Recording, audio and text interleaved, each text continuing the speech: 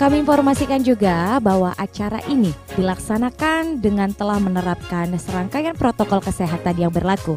Di antaranya, screening swab tes antigen kepada seluruh peserta yang hadir dan panitia yang bertugas, penyemprotan cairan disinfektan di seluruh area, pengecekan suhu tubuh bagi seluruh tamu undangan yang memasuki area acara, penerapan physical distancing dalam tata layout area dan pembatasan jumlah orang di bawah kapasitas venue, serta menyediakan hand sanitizer yang terletak di pintu masuk venue dan di setiap meja tamu undangan. Road to Isodel 2021 segera dimulai.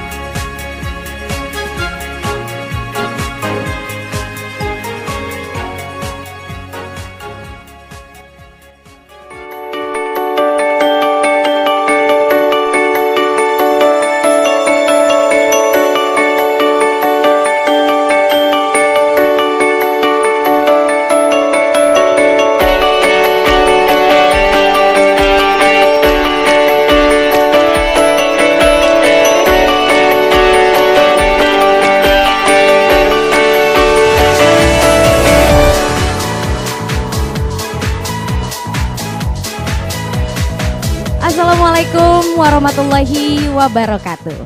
Salam sejahtera bagi kita semua. Om Swastiastu, Shalom, Namo Buddhaya, salam kebajikan. Salam sehat. Selamat malam para tamu undangan dan rekan-rekan media. Terima kasih atas kehadiran dan sudah bergabung di malam hari ini. Izinkan saya memperkenalkan diri terlebih dahulu. Bersama saya, Michiko Faradiba yang akan membawakan acara pada malam hari ini. Sebelum memulai, saya meminta untuk para hadirin untuk duduk dengan sikap sempurna untuk menyanyikan lagu Indonesia Raya.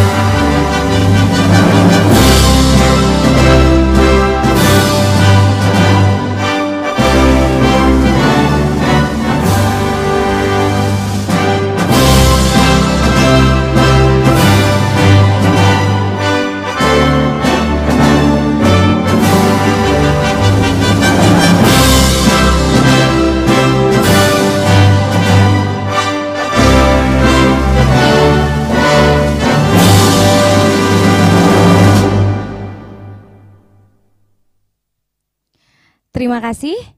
Dan sebelum memulai rangkaian acara, marilah bersama-sama kita membaca doa agar diberikan kelancaran. Saya mengundang kepada Bapak Ustadz Baihaqi untuk memimpin doa. Waktu dan tempat kami silahkan.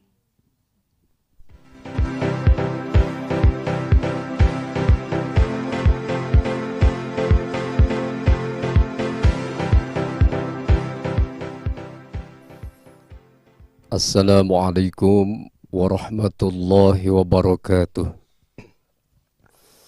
أعوذ بالله من الشيطان الرجيم. بسم الله الرحمن الرحيم. الحمد لله رب العالمين. اللهم صل على سيدنا محمد وعلى آل سيدنا محمد. اللهم اغفر لنا ذنوبنا ولوالدينا وارحمهم كما ربونا صغارا. اللهم أنت السلام ومنك السلام وإليك يعود السلام. فحينا ربنا بالسلام وأدخلنا الجنة دار السلام. تباركت ربنا وتعاليت يا ذا الجلال والإكرام. Ya Allah, Engkau adalah zat yang mempunyai kesejahteraan, dan darimu kesejahteraan itu kepadamu akan kembali lagi segala kesejahteraan itu. Ya Tuhan kami, hidupkanlah kami dengan sejahtera, masukkanlah kami ke dalam surga kesejahteraan. Engkaulah yang berkuasa memberi barakah yang banyak, dan Engkaulah yang maha tinggi, wahai zat yang memiliki keagungan dan kemuliaan. Allahumma inna na'udzubika min jahdil bala wa darkis syaqa wa su'il qada wa samatatil a'da. Ya Allah, sesungguhnya kami berlindung kepadamu dari susahnya bala, tertimpa kesengsaraan, keburukan takdir, dan kegembiraan para musuh. Ya Rabb, jadikanlah kegiatan ini sebagai penyegar, pembangkit, dan penggugah semangat kami dalam meningkatkan kualitas tugas kewajiban kami, sehingga kami bisa bekerja secara profesional dan proporsional dengan baik dan tekun sebagai bukti syukur kami dan penghambaan kami kepadamu. Ya Rabb, limpahkanlah kepada kami kesehatan, kekuatan, kemudahan, dan keikhlasan, serta kecerdasan dan kearifan dalam mengikuti acara ini. Ya Allah yang Maha Pengasih, satukanlah hati kami, padukanlah langkah kami, apungkan pengetahuan dan segerakan pemahaman kami, agar kami dapat memetik hikmah yang terkandung di dalamnya. Jadikanlah kegiatan ini sebagai amal ibadah dan dapat terlaksana dengan baik dan sukses. Rabbana atina fid dunya hasanah wa fil akhirati hasanah wa qina azaban nar. Walhamdulillahi rabbil alamin. Wassalamualaikum warahmatullahi wabarakatuh.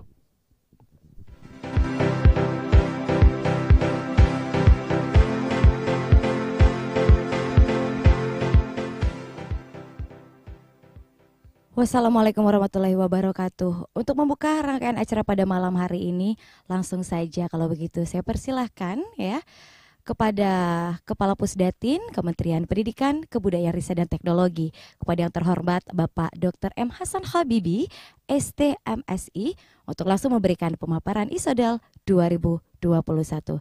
Kepada Bapak M. Hasan Habibie, waktu sudah tepat, dipersilahkan.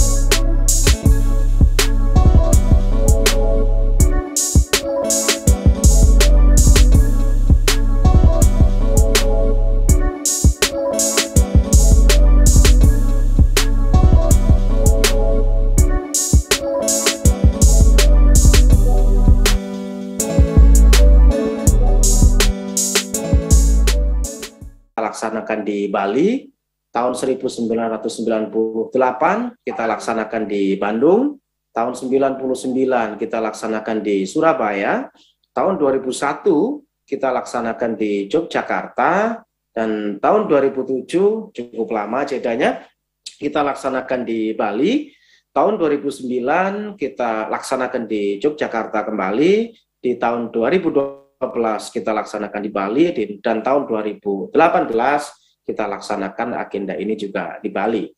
Tentu dalam proses sejarah agenda International Symposium on Open, Distance, and E-Learning ini sangat relate dengan perkembangan teknologi informasi dan komunikasi yang hadir di masa-masa itu. Ini juga yang kemudian menginspirasi kami pada saat akan menyelenggarakan ISODEL di tahun 2021 ini, karena mengingat tentu saja perkembangan teknologi informasi, pemanfaatannya, distance and e-learning ini menjadi sesuatu yang kemudian sangat jamak dan menjamur, apalagi didorong oleh situasi pandemi COVID tahun 2020 dan tahun 2021 ini. Sehingga saya pikir kemudian menjadi sesuatu yang mandatori buat kita untuk menggelar kembali International Symposium on Open and Distance E-Learning yang akan kita selenggarakan di Jakarta pada tanggal 1 sampai 3 Desember nanti. Next. Nah, di agenda yang terakhir kemarin ya, di tahun 2018, kurang lebih 3 tahun yang lalu, agenda itu kita laksanakan secara kolaboratif dengan Universitas Terbuka, Indonesian Open University, kemudian rekan-rekan kami di IDLN, Indonesian Distance Learning Network, yang ini, organisasi ini beranggotakan tentu saja dari lintas kementerian yang memiliki concern terkait dengan distance learning yang itu sudah terimplementasi di masing-masing kementerian. Kami juga bekerja sama juga dengan ICDE, International Council of Distance Education, dan Simeo Sekretariat, di mana organisasi ini merupakan partnership dari kami untuk terus-menerus kemudian mengembangkan, memanfaatkan, mensosialisasikan pemanfaatan teknologi informasi dan komunikasi untuk kepentingan pendidikan, kebudayaan, riset, dan teknologi. Nah, agenda di tahun 2018 kemarin, kami telah berhasil mempertemukan para pemangku kepentingan di sektor pendidikan, riset, kemudian para bapak ibu guru, kemudian sivitas akademika, kemudian para praktisi teknologi di Indonesia dan di internasional juga, dalam sebuah diskusi yang mengambil tema menjadikan pendidikan 4.0 untuk Indonesia dengan rekomendasi yang sangat baik dan bernama. Dan hal ini terbukti pada saat situasi pandemi COVID yang terjadi di tahun 2020 dan tahun 2021 ini, poin-poin rekomendasi yang dihasilkan dari pertemuan kita di Bali tahun 2018 itu berhasil sedikit banyak menjadi trigger pada saat Bapak Ibu guru kita mengalami situasi yang gagap karena awal-awal pandemi itu berjalan saat itu. Rekomendasi-rekomendasi inilah kemudian juga kita maksimalkan sekali lagi untuk menjaga nyala api belajar dunia pendidikan kita saat kemudian pandemi COVID ini mendera. Dan di tahun 2021 ini, bulan Desember nanti, Pusdatin akan kembali dengan senang hati menghadirkan ISODEL, tentu dengan semangat baru. Dan tentu dengan kolaboratif yang lebih banyak lagi dengan sekian pemangku kepentingan pendidikan, peneliti, Bapak Ibu guru, sivitas akademik, dan para praktisi IT di seluruh dunia untuk merespon dan menanggapi dinamika ini dan tantangan teknologi pendidikan di era new normal sekarang dan akan datang. Ini tentu akan banyak sekali memotret praktik-praktik baik yang sudah terjadi selama kurang lebih 3 tahun terakhir, anggaplah dari tahun 2019, 2020, 2021, banyak sekali praktik-praktik baik yang nanti akan dipotret. Bagaimana kemudian teknologi pendidikan ini memainkan peran dalam situasi yang normal, kondisi hari ini, ataukah nanti kita menyikapi situasi pada saat proses belajar mengajar secara tatap muka ini akan berlangsung sebentar lagi. Karena kami yakin, dengan segala ketidaksempurnaannya, teknologi yang kemarin bersamai proses belajar mengajar adik-adik kita sudah memperkaya khazanah dari proses belajar mengajar yang mereka alami. Bapak Ibu guru belajar hal-hal yang baik, adik-adik kita juga belajar hal-hal yang baik juga, dengan segala ketidaksempurnaannya, ini akan semakin memperkaya. Seandainya nanti proses tatap muka ini akan berlangsung. Dan potret-potret inilah yang kemudian akan coba kita hadirkan dalam The International Open Distance and E-Learning Symposium yang akan kita selenggarakan secara virtual selama kurang lebih 3 hari. Perlu saya sampaikan kepada Bapak Ibu semua, agenda kami yang saya ceritakan dari tahun 90-an sampai 2018 kemarin, itu semuanya berlangsung secara offline. Sehingga biasanya itu dihadiri oleh para ratusan, bahkan mungkin ribuan, para pemerhati teknologi pendidikan di seluruh Indonesia. Namun karena mengingat situasi hari ini, kita masih dalam situasi yang harus dengan betul-betul menjaga protokol kesehatan, agenda ini kita laksanakan secara virtual selama kurang lebih 3 hari, dan nanti akan kita start di tanggal 1 sampai 3 Desember tahun 2021, dan nanti akan kita siarkan dari Jakarta lewat beberapa medium channel yang kita miliki, apakah via sosial media, apakah via YouTube, ataupun mungkin TV edukasi, dan sekian channel-channel yang memang selama ini sudah dikelola oleh Kemdikbud maupun Pusdatin Kemdikbud-Ristek. Next.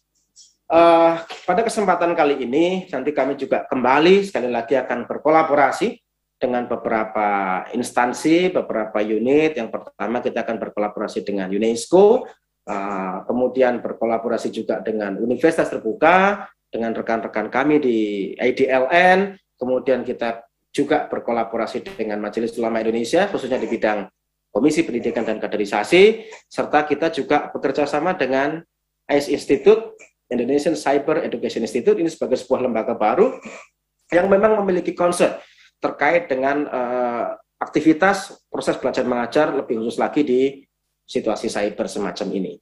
Tentu kami masih sangat terbuka dengan kolaborasi-kolaborasi yang lain yang nanti akan terjadi di lapangan dengan sekian partner, dengan sekian stakeholder, dengan sekian partisipan yang nanti akan semakin memeriahkan dari agenda ISODEL ini sendiri. Next. Nah, ini beberapa yang sudah kami lakukan ya terkait dengan ISODEL 2021 ini. Kami sudah melakukan sosialisasi juga dengan kawan-kawan di UPI, di IDLN, kawan-kawan Adikbud, rekan-rekan di Simolek, kemudian sekian kementerian yang sudah selama ini bekerja sama dengan kita, apakah itu Kominfo, Kementerian Dalam Negeri, Kementerian Pertahanan, Kementerian Pertanian, Kementerian SDM, rekan-rekan di Pemprov, kemudian kawan-kawan kita diaspora, para mahasiswa yang tersebar atau mungkin para profesional yang tersebar di lintas negara. Kemudian kita kerjasama juga dengan Institute Information Industry, Eastern Connecticut State University, dan kita juga berkolaborasi dengan semua para pelaku teknologi yang ada di Indonesia. Apakah dengan para operator seluler semacam Telkomsel, XL, Smartfren, dan beberapa startup pendidikan yang selama ini juga mungkin sudah bergerak secara gotong royong, terutama dalam situasi pandemi ini, dengan kawan-kawan misalnya dari Google, dari iCanDo, dari DragonLearn, dari Microsoft, kemudian partner kami di Kementerian Agama, Moratel, School J, ataupun mungkin dengan kawan-kawan di Majelis Ulama Indonesia. Ini yang sudah kami lakukan sebagai sebuah bagian dari Road to ISODEL tahun 2021. Nah, via agenda pada kesempatan malam hari ini tentu kami juga ingin mengajak yang lebih banyak lagi kepada semua pihak untuk sekali lagi bisa meramaikan agenda ISODEL tahun 2021 ini. Next. Nah, ini secara virtual proses nanti yang akan kita lakukan ya pada saat kita akan menggelar ISODEL tahun 2021 ini. Ada beberapa booth, ada beberapa venue, ada beberapa agenda yang nanti akan kita laksanakan. Bisa kita lihat dalam slide ini, ada agenda yang merupakan inti ya dari diskusi ini ya.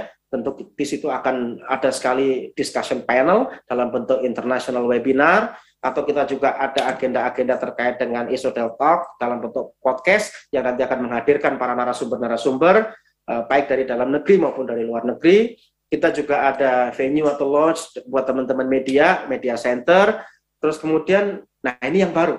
Kita juga akan menghadirkan nanti ada leaders talk. Para pemimpin-pemimpin yang selama ini sudah menggerakkan perubahan, terutama dalam memanfaatkan teknologi untuk menjaga nyala api belajar dunia pendidikan kita. Nanti akan kita hadirkan juga para leaders itu yang selama ini mereka sudah menggerakkan perubahan-perubahan di berbagai sektor untuk berbagi praktek baik dalam ISODEL ini. Ada juga tentu booth buat exhibition, teman-teman yang selama ini sudah memiliki produk, sudah memiliki inovasi, sudah memiliki gagasan-gagasan baru yang selama ini sudah dinikmati oleh publik, juga nanti akan diakomodasi dalam venue terkait dengan ISODEL. Ada juga kita memiliki creative gallery dan culture. Kenapa kemudian ini kita lakukan? Karena sekali lagi situasi digital ini kan banyak sekali informasi yang bertebaran. Banyak sekali produk-produk yang juga sudah kita lihat, baik itu hadirkan dari teman-teman di kementerian atau dilaksanakan oleh kawan-kawan para ahli IT atau perusahaan IT, atau bahkan mungkin teman-teman dari pengelola startup yang baik dari dalam negeri maupun dari luar negeri. Di sini Creative Gallery and Culture, Educational Technology Gallery, maupun kita hadirkan juga tentu dalam situasi 3 hari ini ya kurang lebih, karena teman-teman mungkin akan banyak diskusi, kita hadirkan juga Main Stage Entertainment, di mana nanti akan bisa menjadi semacam ice breaking terhadap aktivitas diskusi yang kita lakukan selama kurang lebih 3 hari dari tanggal 1 sampai 3 ini. Nah, ini kira-kira gambaran Bapak Ibu semua terkait fitur yang akan kita hadirkan dalam ISODEL tahun 2021. Tentu dari situasi yang ada ini kita paham betul bahwa memang event ini akan merangkul semua pihak. Apakah itu para intelektual, apakah itu para peneliti, apakah itu para praktisi, apakah itu para pemimpin, apakah itu para pihak-pihak komunitas yang memiliki sekali lagi gagasan-gagasan terkait dengan educational technology atau produk-produknya dalam bentuk kreatif produk. Ini semua kita bisa bersama-sama berkolaborasi untuk sekali lagi kita akan memotret teknologi pendidikan di masa sekarang dan bagaimana kita akan menyikapinya di masa yang akan datang. Ini kira-kira gambaran secara umum terhadap fitur atau venue ISODEL, dan sekali lagi semua venue, semua fitur ini kita gelar secara virtual. Tidak ada yang offline sama sekali karena situasi pandemi. Jadi nanti akan Anda melihat ISODEL Talks dalam bentuk virtual, discussion panel virtual, media centernya pun virtual, leader stock-nya juga virtual, even exhibition booth-nya juga virtual, creative gallery and culture, educational, dan main stage, itu semua akan kita gelar secara virtual. Next. Nah, ini tema yang kemudian kita akan usung gitu ya, di ISODEL tahun 2021 ini. Satu, tentu kita, sebagaimana saya sampaikan tadi, kita akan memotret teknologi pendidikan di era new normal sekarang dan akan datang. Dinamika yang terjadi, tantangan yang kita hadapi, uniqueness yang kemudian hadir, terutama buat para praktisi, pendidik, peserta didik yang bergerak di sektor pendidikan terkait pemanfaatan teknologi ini, kami yakin betul itu sudah menjadi titik yang kemudian tidak bisa kita pisahkan dalam proses transformasi pendidikan. Mas Menteri berulang kali menyampaikan transformasi digital dalam dunia pendidikan juga sebuah keharusan. Nah, kami sadar proses ini melibatkan banyak sekali aspek yang memungkinkan inovasi-inovasi itu lebih lanjut bisa kita sampaikan, yang bisa jadi itu belum pernah ada sebelumnya. Sehingga akan mengarah pada sebuah seruan bersama atau sebuah tindakan strategis bersama apa yang kemudian harus kita lakukan ke depan. Beberapa subtema yang nanti akan coba diterjemahkan dalam beberapa webinar maupun leader talk adalah tentu kita akan memotret sejauh mana industri 4.0 dengan semua teknologi baru yang hadir di sana, apakah terkait dengan big data, IoT, AI, fintech, virtual and augmented reality as unique content yang hari ini betul-betul mendunia, kemudian permainan-permainan maupun beberapa seminar-seminar daring. Kemudian kita juga nanti akan mengambil satu subtema mendiskusikan tentang transformasi pendidikan, transformasi digital di dunia pendidikan, sebagaimana arahan Mas Menteri. Di situ kita masih menghadapi satu situasi terkait dengan digital divide, terkait dengan remote area di daerah-daerah 3T, persoalan open access dan open content, kemudian pembelajaran yang lebih fleksibel, dan bagaimana menghadirkan teknologi ini untuk membantu adik-adik kita yang disabilitas. Ini juga salah satu poin yang akan kita bidik dalam subtema diskusi ini. Kemudian bagaimana kita memotret persoalan karakter. Teknologi menjadi pendorong untuk karakter positif sehingga literasi digital, keterampilan abad 21 dengan semua jenisnya, kemudian skill, keterampilan hidup, ini menjadi sekali lagi terbentuk, terstimulus, tertrigger dengan teknologi yang hari ini hadir. Ini juga akan kita diskusikan, termasuk sektor diantaranya adalah vokasi. Kita sadar betul hari ini profesi, dunia teknis membutuhkan sertifikasi, membutuhkan quality assurance, membutuhkan link and match antara kompetensi dan kualifikasi, dan itu biasanya lebih mengarah ke vokasi 4.0. Ini juga nanti akan kita bidik dalam subtema ini. Termasuk bagaimana teknologi hadir untuk bisa melestarikan budaya yang ada di Indonesia. Ini kira-kira gambaran nanti beberapa subtema yang akan coba kita bidik di teknologi pendidikan di era new normal sekarang dan akan datang, yang akan menjadi tema sentral dari ISODEL tahun 2021 ini. Next. Dan nanti makalah-makalah ini akan kita terbitkan secara gratis, kemudian akan ada pilihan untuk menerbitkan makalah dengan jurnal yang terindeks Scopus atau Sinta dengan partner yang sedang nanti kami kerjasamakan. Nanti kami berharap para Bapak Ibu semua, para praktisi, para pendidik untuk bisa menginformasikan kepada sekretariat kami terkait dengan hal-hal yang terkait dengan Call of Papers ini. Nanti makalah bisa dikirimkan ke email isodel@kemdikbud.go.id dan silahkan simak di website isodel.kemdikbud.go.id. Ini informasi resmi terkait dengan ISODEL ada di website isodel.kemdikbud.go.id. Dan pada malam hari ini, sebagai sebuah bagian dari Road to ISODEL 2021, kami sudah membuka registrasi di website yang bisa kita lihat di isodel.kemdikbud.go.id. Silakan nanti Bapak Ibu berpartisipasi, siapkan papersnya, siapkan makalahnya, siapkan research. Nanti kita akan berbincang dengan tentu lebih detail lagi di agenda puncak itu. Next.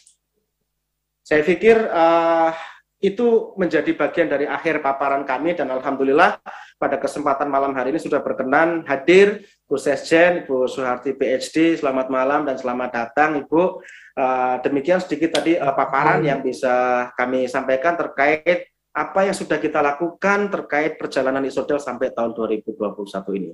Besar harapan kami kepada Bu Sesjen untuk berkenan memberikan arahan dan tentu membuka secara resmi agenda Road to ISODEL ini, sehingga waktu yang tersisa kurang lebih 1 bulan atau 1 bulan lebih sedikit sampai nanti tanggal 1 sampai 3 Desember ini, agenda puncak yang akan dihelat dalam ISODEL 2021 bisa berjalan dengan baik dan lancar. Demikian paparan yang kami bisa sampaikan. Mohon maaf kalau ada tutur kata yang kurang berkenan. Kami akhiri. Wabillahi taufiq wal hidayah. Assalamualaikum warahmatullahi wabarakatuh. Salam sehat semuanya. Waalaikumsalam.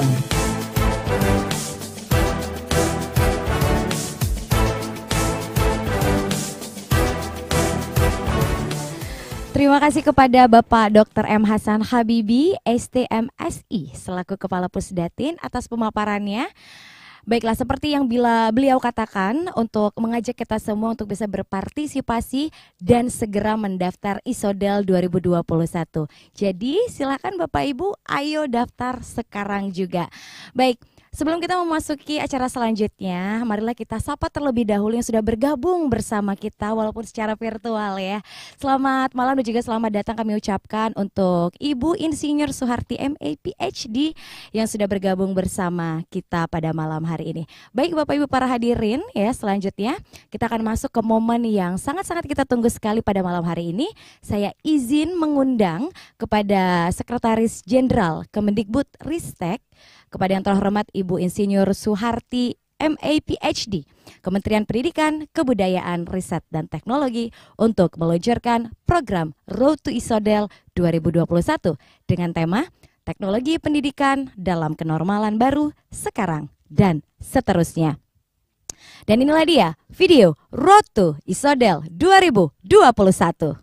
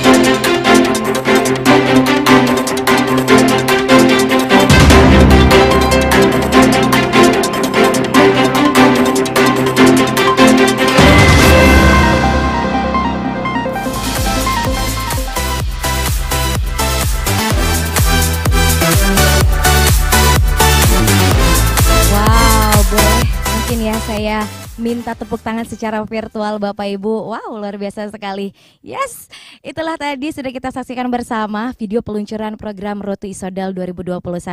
Dan selanjutnya, marilah kita simak berikut video tutorial aplikasi Isodal 2021. Selamat menyaksikan.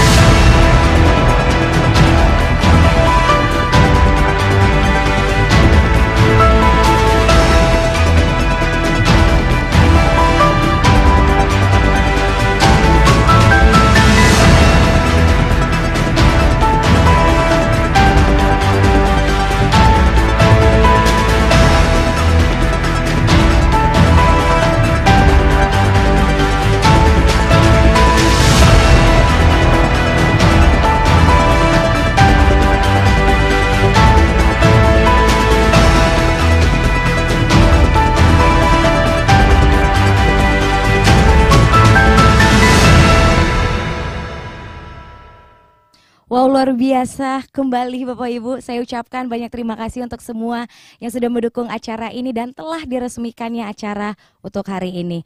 Terima kasih untuk Sekretaris Jenderal Ibu Insinyur Suharti, MA PhD. Kemudian terima kasih juga untuk Dirjen Dikti Bapak Profesor Insinyur Nizam, MSc di IC PhD.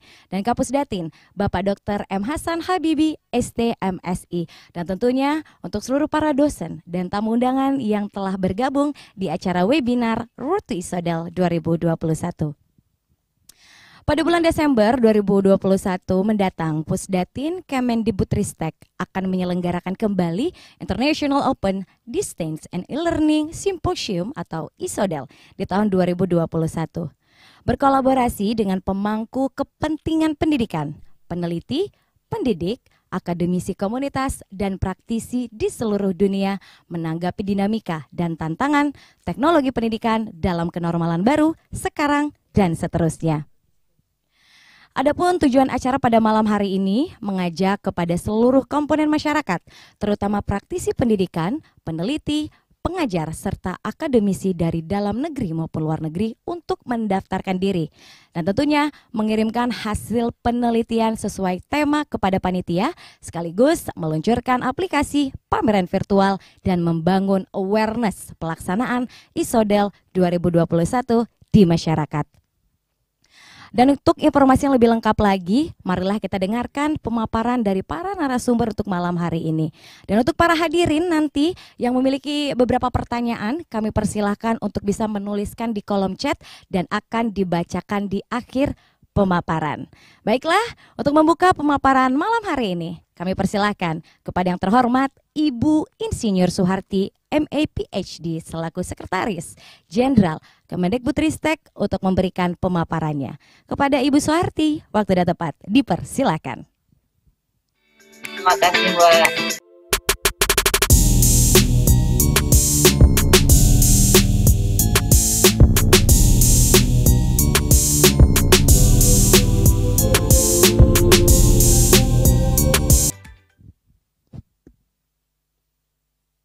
Terima kasih Mbak Moderator, selamat malam semuanya, salam sejahtera untuk kita semua, Om Swastiastu, Namo Buddhaya, salam kebajikan, Rahayu.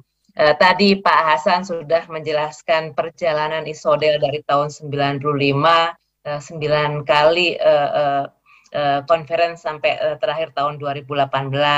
Beliau juga sudah menjelaskan terkait dengan tema yang akan digusung pada conference tahun ini yang mengangkat terkait dengan teknologi dalam kenormalan baru, tentunya di bidang pendidikan. Saya akan sedikit menyampaikan terkait dengan apa yang ada sekarang dan apa yang kita inginkan ke depan, dan tentunya undangan Pak Hasan tadi kepada semua untuk berpartisipasi dalam konferensi tahun 2021 ini menjadi sangat penting. Karena kita ingin mendapatkan masukan, kita ingin mendapatkan hasil penelitian, kita ingin mendapatkan cerita-cerita terkait dengan apa yang terjadi selama masa pandemi ini dikaitkan dengan pembelajaran di pendidikan, dan tentunya tantangan yang luar biasa yang sudah kita hadapi ini dihadapi oleh semuanya. Tidak hanya orang yang ada di perdesaan, tidak hanya mereka yang ada di daerah tertinggal, tetapi juga di perkotaan, bahkan di Jakarta pun challenge-nya juga sangat luar biasa di dalam menghadapi pendidikan di masa pandemi ini. Dan ini saya akan memaparkan terkait dengan dua hal tadi, izin share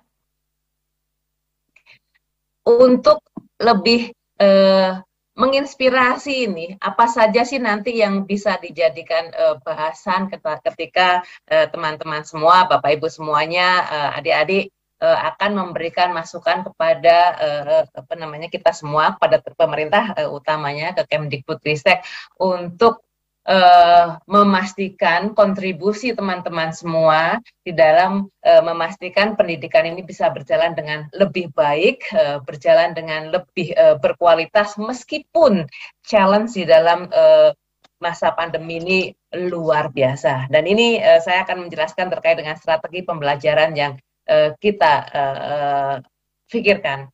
Pertama terkait dengan topiknya bagaimana Kemdikbudristek mendorong pemulihan pasca pandemi di sektor pendidikan. Kemudian berikutnya nanti apa saja sih yang sudah difikirkan strategi-strategi baru di masa kebiasaan baru di pendidikan selama masa pandemi.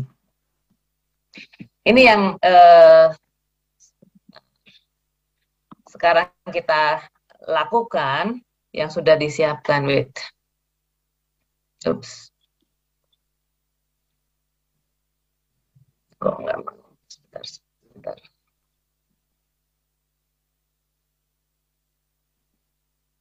Ini kenapa nggak ada? Nah, ada 4 hal yang kita siapkan. Pertama terkait dengan kesiapan pembukaan pembelajaran tatap muka terbatas. Kita tahu bahwa situasi seperti sekarang belum memungkinkan untuk membuat semua peserta didik, siswa maupun mahasiswa untuk mengikuti pembelajaran seperti normal, seperti sebelum pandemi. Kemudian kita juga dituntut untuk melakukan protokol kesehatan yang sedemikian rupa yang mungkin tidak nyaman, tetapi itu memang wajib dilakukan. Kemudian berikutnya terkait dengan screening, bagaimana kita memastikan orang-orang yang ada di sekolah, di satuan pendidikan, di perguruan tinggi aman selama masa pandemi, selama masa pembelajaran. Kemudian bagaimana kita juga perlu melakukan surveillance pada warga satuan pendidikan. Sekarang terkait dengan kesiapan pembukaan pembelajaran terbatas. Satgas kita sudah dituntut wajib ada. Sarana sanitasi, kebersihan dituntut ada. Yang tadinya tidak semua sekolah punya tempat cuci tangan, tidak semuanya sekolah memastikan kebersihan sekolah, sekarang itu sudah menjadi kewajiban, sudah menjadi way of life yang harus didorong ada. Kemudian juga memastikan bahwa kita itu terhubung dengan fasilitas kesehatan, itu rumah sakit atau puskesmas atau klinik yang memudahkan ketika ada kejadian, ketika ada dugaan adanya yang terpapar COVID, mudah untuk langsung kemudian dicari bagaimana penanganannya. Yang tidak kalah penting juga tentunya pemetaan warga satuan belajar, karena kita tahu ada yang komorbid, ada yang usianya sudah di atas 50 tahun yang lebih rentan terhadap kematian. Dan yang satu lagi ini yang sedang kita dorong vaksinasi untuk semua yang ada di sekolah, dari mulai gurunya, tenaga kependidikan, dosen tentunya, dan siswa yang sekarang baru bisa untuk yang 12 tahun ke atas. Ini challenge juga buat kita karena PAUD dan SD ini justru yang paling susah untuk mengikuti pembelajaran jarak jauh. Jadi kita dorong mereka untuk pembelajaran tatap muka, tetapi karena mereka belum juga memungkinkan untuk divaksin, ini challenge juga untuk kita. Nah, teman-teman juga bisa mencari nih bagian-bagian ini apa saja sih yang bisa ditawarkan kepada pemerintah supaya semuanya bisa jalan. Kemudian disiplin prokes, observasi perilaku, kepatuhan protokol, ini kita sekarang sudah menyiapkan platformnya bersama dengan Badan penanggulangan bencana nasional. Kemudian juga screening gejala COVID itu juga sudah kita lakukan bersama dengan Kementerian Kesehatan. Dan ini yang berikutnya, aplikasi Peduli Lindungi. Ini bukan untuk semua siswa harus dan guru dan dosen untuk membuat check in check out, tidak, tetapi lebih ke pendatang. Karena kalau misalnya warga belajar sudah jelas siapanya, sementara orang lain yang keluar masuk sekolah itu yang kita tidak tahu. Sehingga ketika mereka menggunakan Peduli Lindungi, otomatis sudah langsung ketahuan tuh orangnya sudah vaksinasi belum, vaksinasi 1 atau vaksinasi 2, atau bahkan sudah, kalau ternyata mereka ada yang terpapar COVID, pakai Peduli Lindungi langsung keluar itu yang namanya hitam, termasuk mereka yang menjadi kontak erat, dan tentunya surveillance, karena kita tidak memungkinkan untuk melakukan pengecekan setiap hari, kan tidak mungkin setiap anak harus melakukan antigen setiap hari sebelum masuk sekolah dan sebagainya. Maka surveillance itu perlu ada. Bagaimana kejadiannya kalau ada kasus, bagaimana kalau ternyata ada anak yang menjadi kontak erat oleh temannya yang lain, bagaimana sekolah harus berproses ketika ada anak yang tiba-tiba ada yang menunjukkan gejala-gejala COVID. Ini semua kita siapkan. Dan teman-teman yang ada di Zoom ini bisa mencari nih bagian mana-mana saja sih seperti yang kita lakukan ini yang bisa kita teliti lebih lanjut untuk memberi masukan-masukan bahkan teknologinya yang bisa ditawarkan untuk percepatan dalam proses-proses ini. Ini Kemdikbud ini melakukan kerjasama dengan Kementerian Kesehatan, Kementerian Kominfo, Kementerian Dalam Negeri, karena bagaimanapun juga sekolah itu adalah tidak di bawah koordinasi dinas itu Pemda yang ada di bawah koordinasi Kementerian Dalam Negeri, dan yang tidak kalah adalah kerjasama kita dengan Badan Nasional Penanggulangan Bencana. Kemudian ini coba kalau kita lihat sekarang sudah mulai bergerak, sudah mulai banyak sekolah-sekolah yang melakukan PTM, tapi juga PTM-nya itu masih sangat yang terbatas. Meskipun kita menyerahkan kesatuan pendidikan untuk melakukan pembelajaran, merumuskan sendiri berapa lama di kelas, berapa shift-nya dalam satu hari, itu ternyata masih aja yang masih sangat sedikit. Ada yang 2 minggu sekali berangkat sekolahnya, ada yang seminggu sekali. Kemarin saya ke NTT minggu yang lalu, saya lihat juga di sana sekolah banyak yang kosong kelasnya, yang dipakai cuma 1, tetapi yang di luar nunggu untuk kelas tersebut selesai. Jadi hal-hal seperti itu sepertinya perlu untuk kita bantu memikirkan. Jadi Bapak Ibu teman-teman yang ada dari daerah-daerah mungkin juga bisa langsung melakukan kerjasama dengan dinas untuk melakukan survei, melakukan penelitian bagaimana proses-proses pembelajaran di daerah itu juga jalan, dan mendorong bahwa apa yang dikerjakan praktek-praktek baik di daerah itu juga bisa dikomunikasikan ke yang lain melalui konferensi di 1 bulan ke depan. Nah, ini contoh lain, vaksinasi. Kita tuh berharap sekali benar-benar PTK itu pendidik dan tenaga kependidikan itu sudah benar-benar semuanya sudah vaksinasi, tetapi ternyata sampai sekarang juga masih belum semuanya, baru 68% bahkan 68 yang sudah PTM, dan ini yang sudah vaksinasi baru sedikit.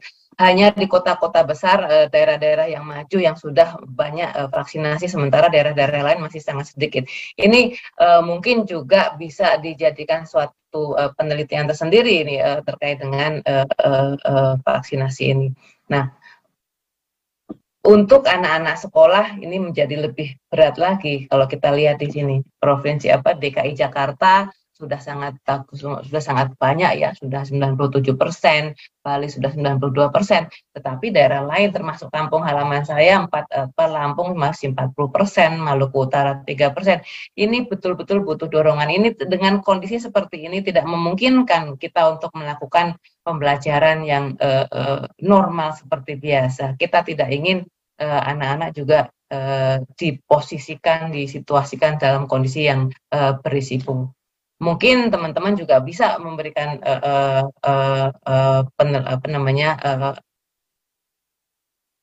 penelitian terkait dengan hubungan antara vaksinasi dengan kasus-kasus COVID.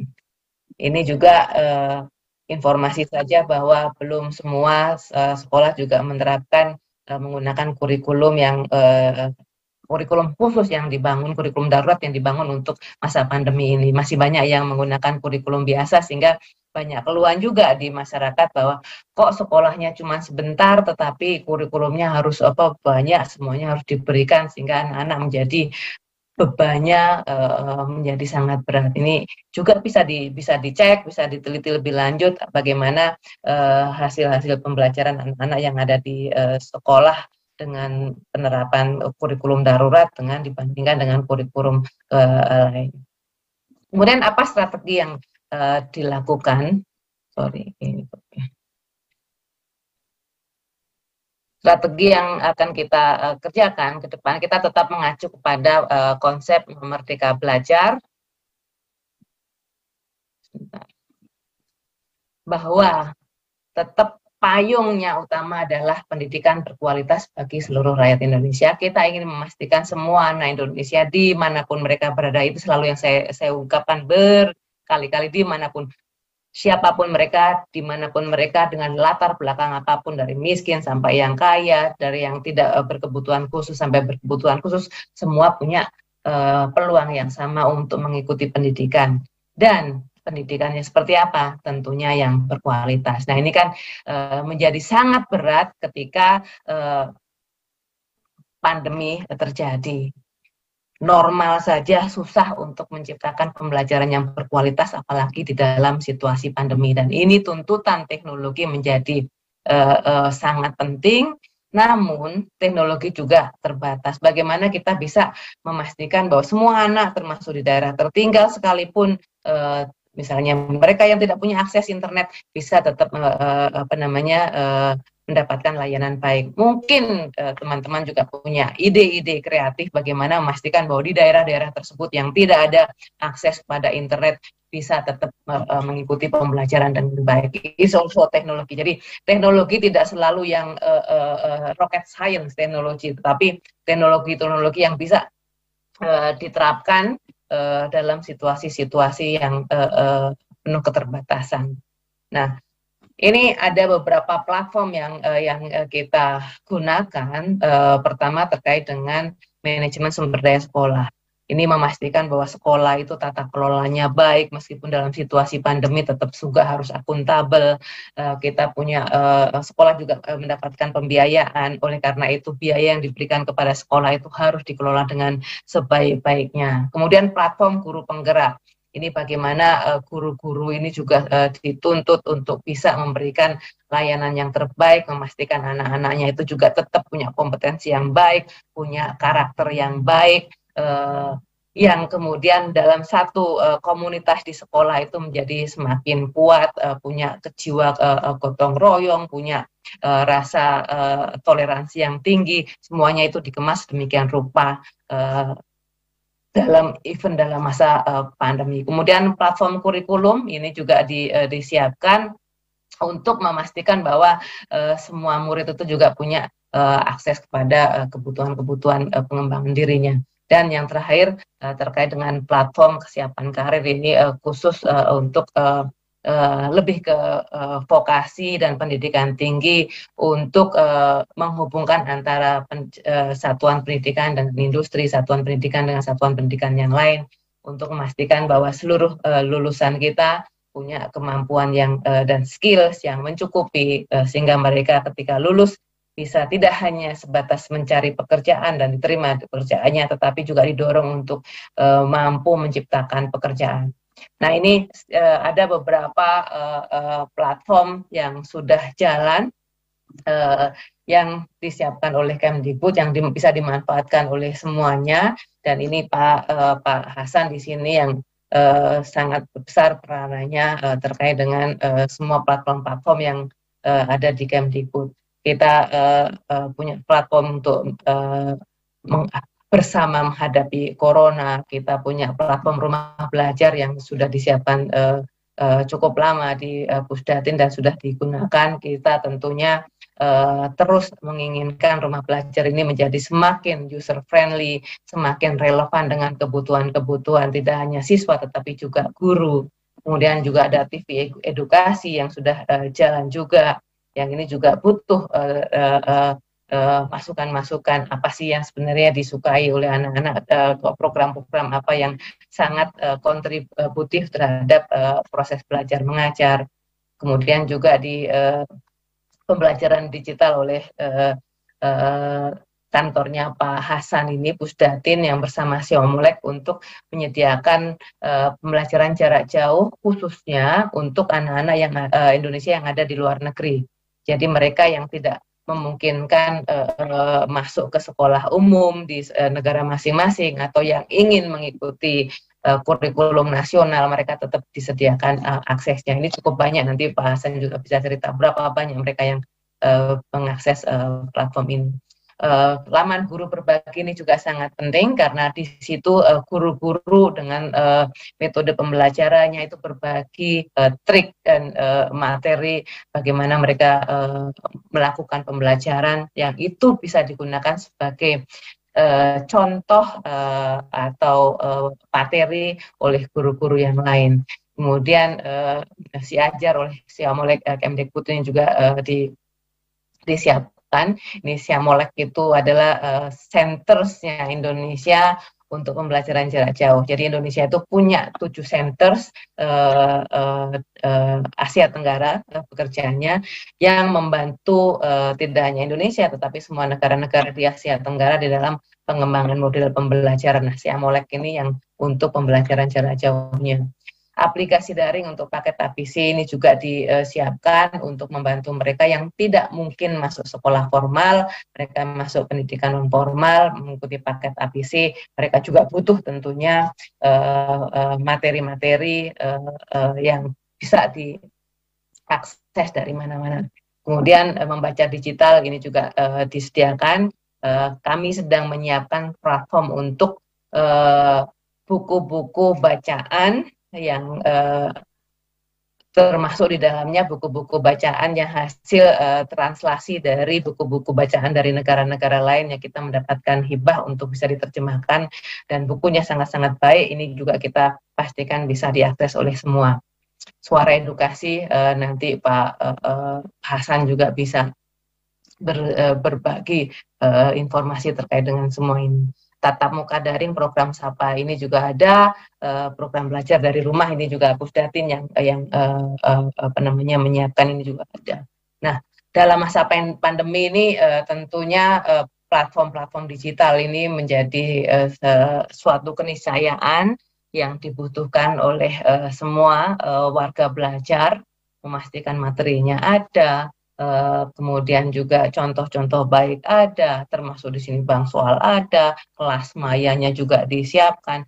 Nah, ini semuanya terus kita dorong, kita perbaiki ke depan supaya lebih relevan lagi dengan teknologi juga yang terus berkembang sehingga anak-anak dimanapun masih bisa terus bisa mengakses. Dan yang tidak kalah penting ini variasi dari materinya itu yang kita harapkan bisa menjadi semakin berkembang. Kita butuh kolaborasi lebih banyak. Kalau teman-teman ada punya inisiatif-inisiatif atau bahkan punya platform-platform yang sudah dibuat, akan senang sekali kami kalau misalnya kita bisa berjejaring untuk menyediakan layanan yang lebih banyak untuk anak Indonesia. Saya rasa itu dari saya. Jadi intinya teman-teman semua, Bapak Ibu semuanya, pandemi COVID 2021 sepertinya juga tidak akan lenyap dalam waktu dekat. Negara-negara lain ada sebagian yang justru sekarang sedang memuncak, meningkat signifikan sekali di beberapa negara di Eropa. Kemudian bahkan di Asia juga sudah mulai ada yang naik.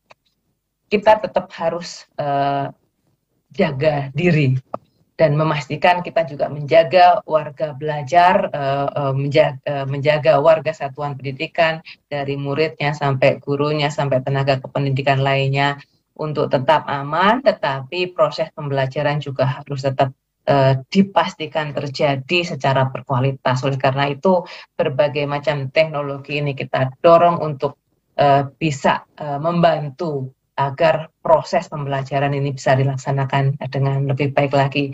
Dan mudah-mudahan mulai sekarang segera nanti mendaftar, menyiapkan diri untuk bisa ditampilkan, dipresentasikan, dibagi ilmunya di dalam ISODEL 2021.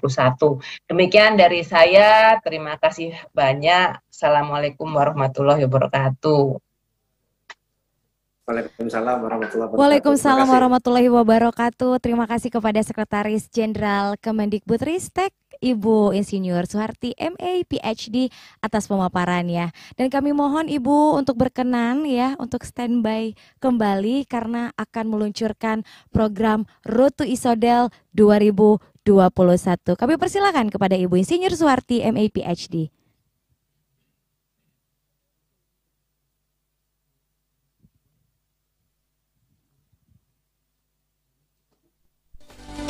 Dengan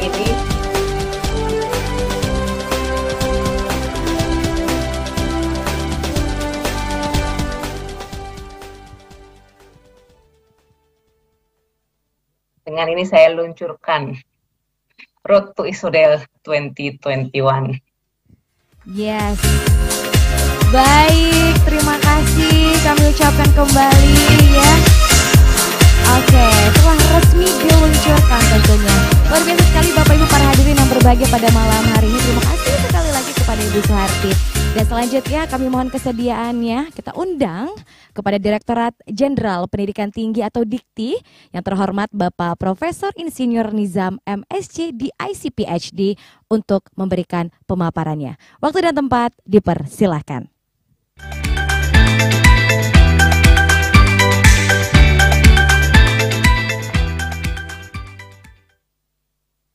Assalamualaikum warahmatullahi wabarakatuh. Shalom, Om Swastiastu, Namo Buddhaya, Salam Kebajikan. Yang saya hormati para narasumber yang berbahagia dan yang saya hormati para peserta webinar ISODEL kedua tahun 2021 ini.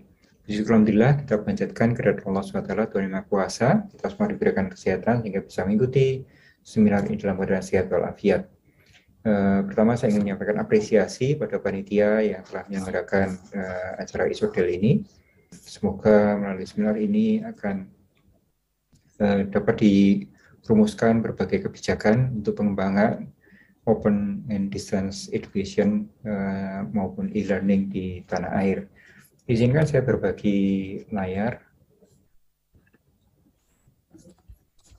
Ya, selama masa pandemi 2 tahun ini, perguruan tinggi kita melakukan adaptasi yang sangat pesat, dan ini justru mengakselerasi online dan e-learning yang selama ini kita dorong bersama. Jadi COVID-19 sebagai disruptor abad 21 ini betul-betul membuat transformasi besar di perguruan tinggi kita. Mulai dengan surat edaran Mendikbud pada tanggal 9 Maret 2020 untuk belajar dari rumah dan melakukan peningkatan kebiasaan hidup bersih dan sehat, ini telah merubah dunia pendidikan tinggi kita dengan sangat cepat sekali. Berbagai transformasi terjadi dengan sangat-sangat cepat. Survei yang kita lakukan sebulan setelah surat edaran Mendikbudristek, itu kita dapatkan fakta bahwa 98% perguruan tinggi kita sudah langsung beradaptasi hanya dalam waktu 1 bulan. Semua melakukan pembelajaran online, meskipun dengan alat yang sangat sederhana, menggunakan handphone. 69% mahasiswa menggunakan HP. Nah, untuk itu kita menyediakan support secara nasional, mulai dari kita memperkuat jaringan internet dengan bekerja sama dengan Kementerian Kominfo, dengan para penyedia jasa layanan internet. Kemudian kita memperkuat Moodle sebagai platform nasional melalui SPADA, serta juga LMS melalui Google Classroom. Jadi dalam waktu yang sangat singkat kita bisa memobilisasi platform nasional melalui SPADA dan Google Classroom.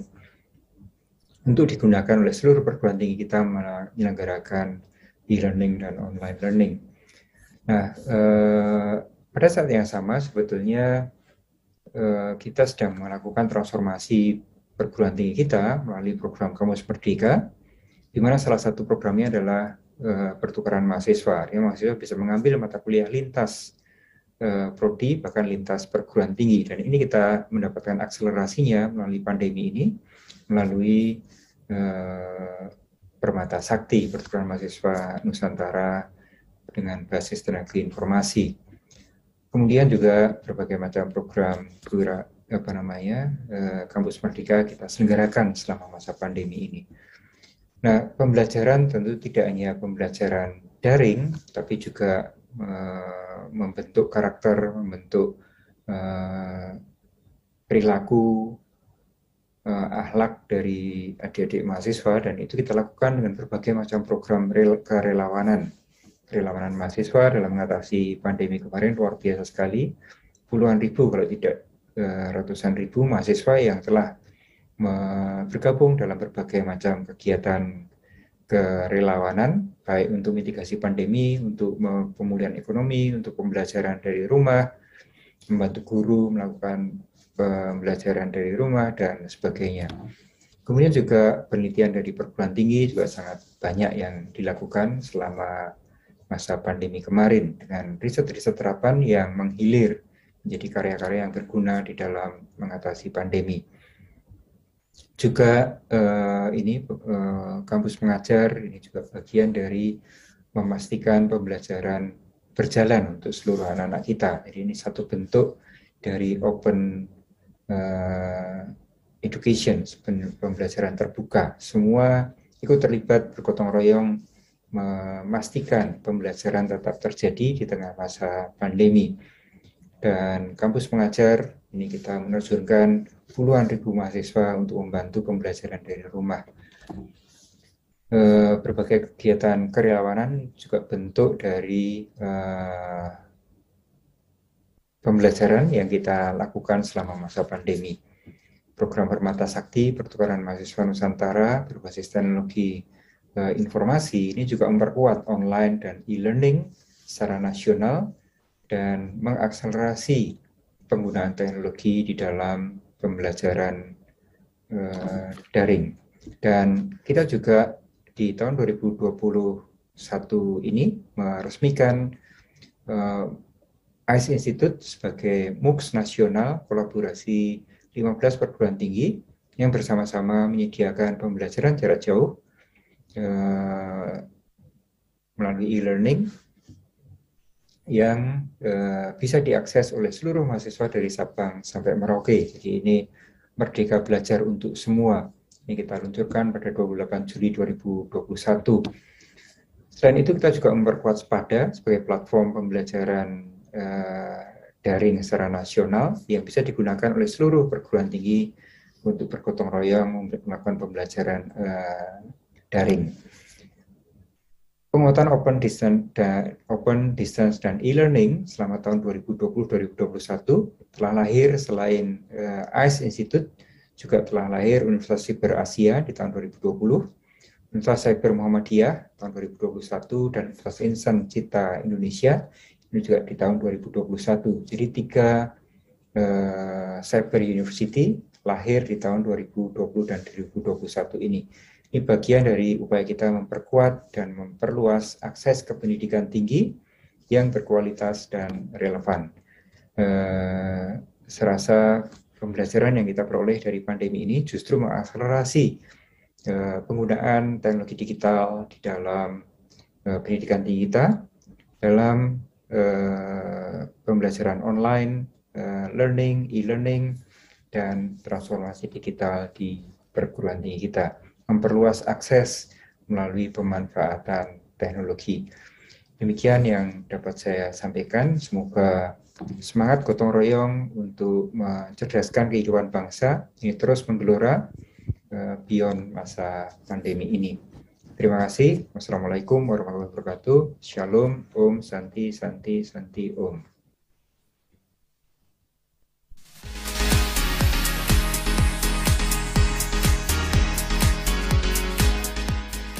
Terima kasih kepada Bapak Profesor Insinyur Nizam MSc DIC PhD selaku Direktorat Jenderal Pendidikan Tinggi atau Dirjen Dikti atas pemaparannya. Dan selanjutnya Bapak Ibu para hadirin, kita langsung saja masuk ke sesi Q&A untuk kedua narasumber kita, yaitu Bapak Dr. M. Hasan Habibi, STMSI, dan juga kepada Ibu Insinyur Suharti, MA PhD. Dan saya akan membacakan pertanyaan pertama terlebih dahulu. Ini ditujukan untuk Ibu Suharti. Ibu, apa target yang ingin dicapai oleh Kemendikbudristek dalam pelaksanaan ISODEL 2021 nih Ibu? Dipersilakan dijawab.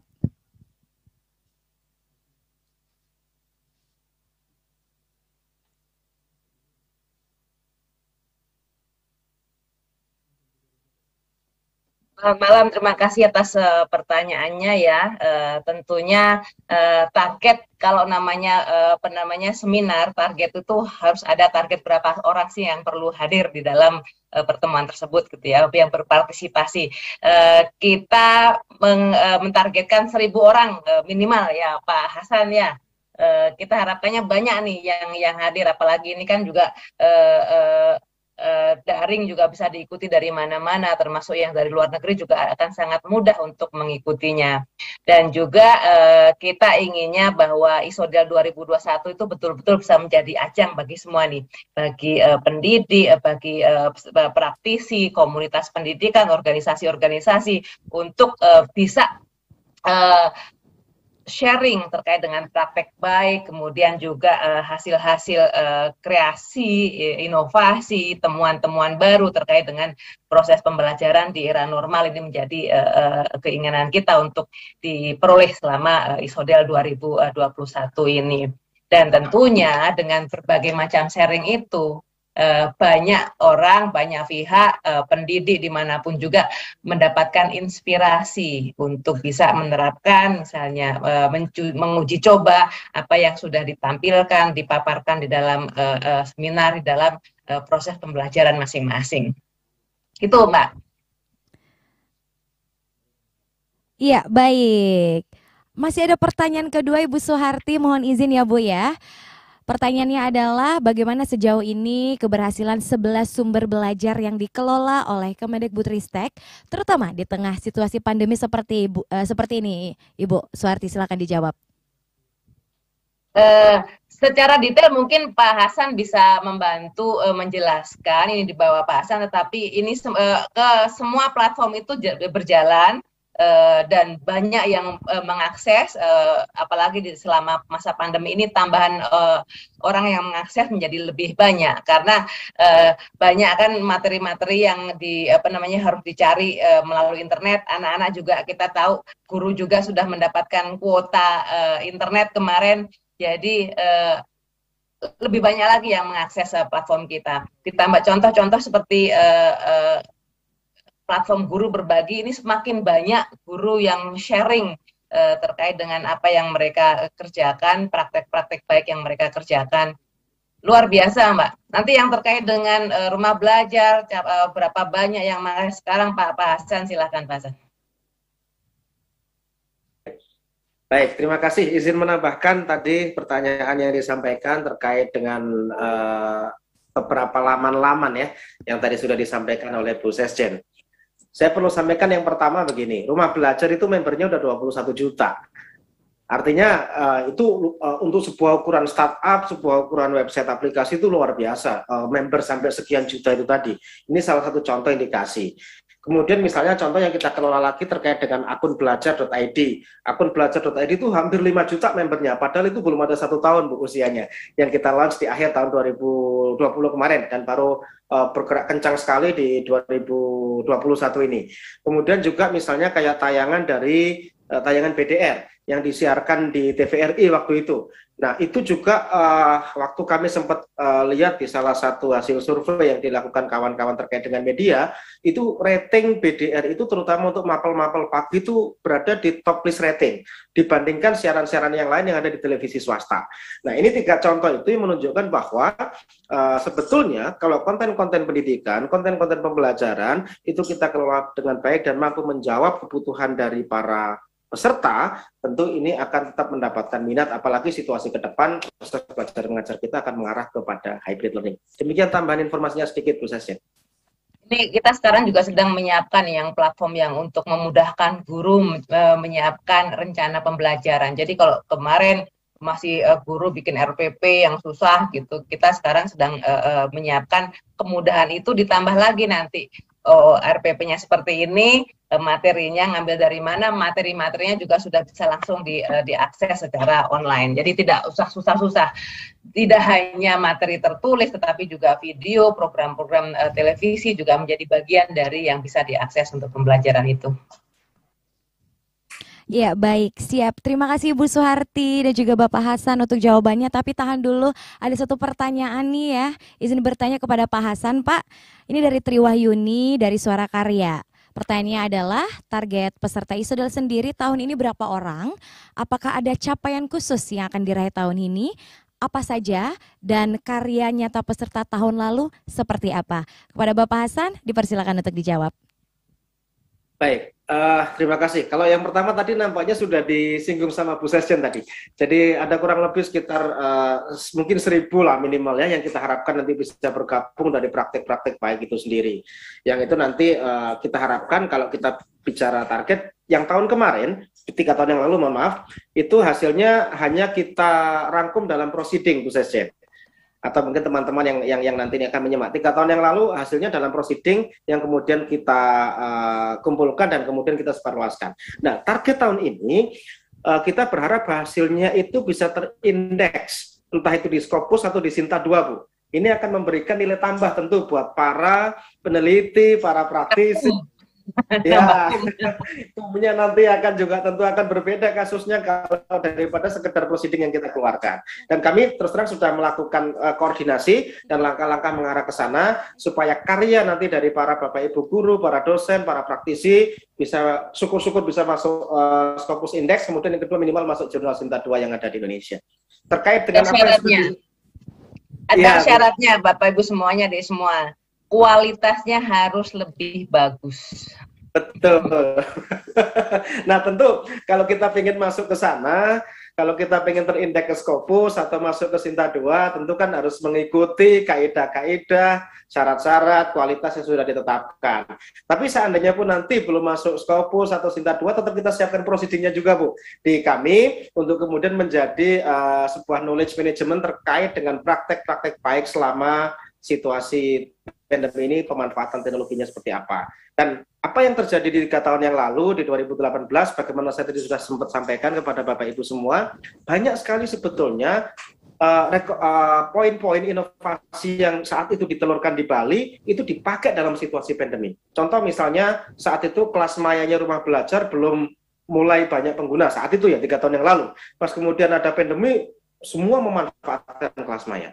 Kemudian saat itu teman-teman dari Google 2018 dia cerita masalah Google Classroom saat itu. Dan tiba-tiba karena pandemi juga akhirnya banyak juga yang menggunakan Google Classroom misalnya. Terus kemudian para peningkatan kapasitas SDM saat itu kita menggelar pembatik yang itu juga sempat disampaikan oleh 1-2 Bapak Ibu guru di Bali.